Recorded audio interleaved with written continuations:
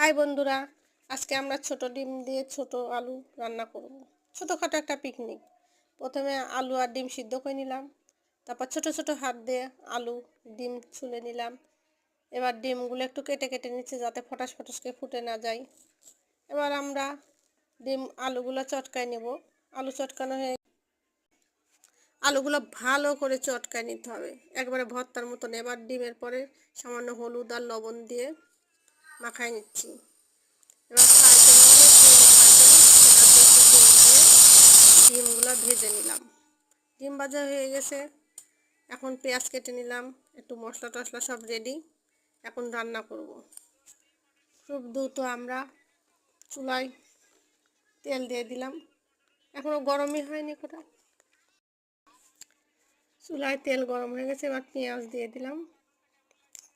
পেঁয়াজ ভাজছি, পেঁয়াজ যেই বাদামি কালার হবে তখন মশলাগুলো সব দিয়ে দেবো।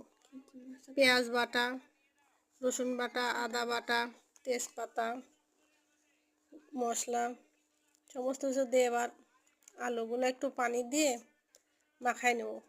মাখায় মশলার ভিতর দিয়ে দেবো। মশলা কষানো হয়ে যাবে তখন দিয়ে নাড়াচাড়া করতে হবে। নাড়াচাড়া করতে করতে যখন মশলা কষানো শেষ, এবার ডিম চুলায় দিয়ে দিলাম, নেড়েচেড়ে এবার নামিয়ে ফেললাম। হয়ে গেল রেডি আমাদের। একটু জিরা ভাজা দিয়ে দিলাম। এবার ভাতও আমরা আজকে হাঁড়িতে রান্না করেছি। ভাতগুলো বেড়ে নিলাম। এবার দেখো, সব ভাত একটু মাছ ভাজি দিয়ে ভাত পরিবেশন করছি। আমার ছোট মেয়ে এখন খাবে মাছ ভাজি আর ছোট ডিম দিয়ে, কোয়েল পাখির ডিম। কোয়েল অনেক দিন পরে ছোট ডিম দিয়ে ছোট আলু মাছ দিয়ে খেলাম, খুবই মজা লাগলো। একজন 5-6টা করে ডিম খেয়ে নিলাম। কি কঠিন স্বাদ, ভালো।